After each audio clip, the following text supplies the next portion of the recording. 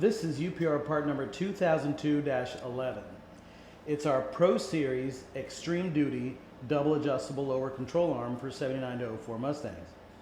Now this is my favorite of our lower control arms. In fact, I have this arm on my own personal car, the 86. Highly recommended for race cars and even street strip cars. It's tubular Chrome Moly, TIG welded right here in Florida, so it's made America, and it has a lifetime guarantee.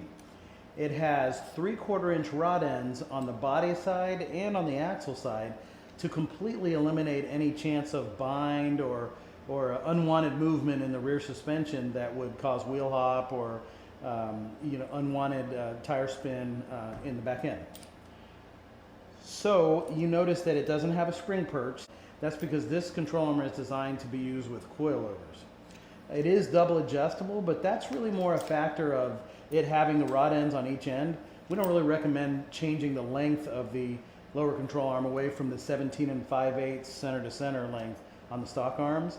If you change that length, you're changing the wheelbase of the car, and that can sometimes complicate things. But at any rate, you install this control arm in the factory places on the body side, torque box, or the axle side. This has 1/2 inch grade 8 hardware, which you can either open up the holes on the factory pieces, or if you have our UPR torque box replacements, they already have 1/2 inch holes in them. It has tool steel pins that go all the way across from left to right, and this is 1/2 inch inner diameter, 3/4 inch outer diameter to match up here. And then one special feature that it has is, notice there's a wide spacer here and 2 narrow spacers.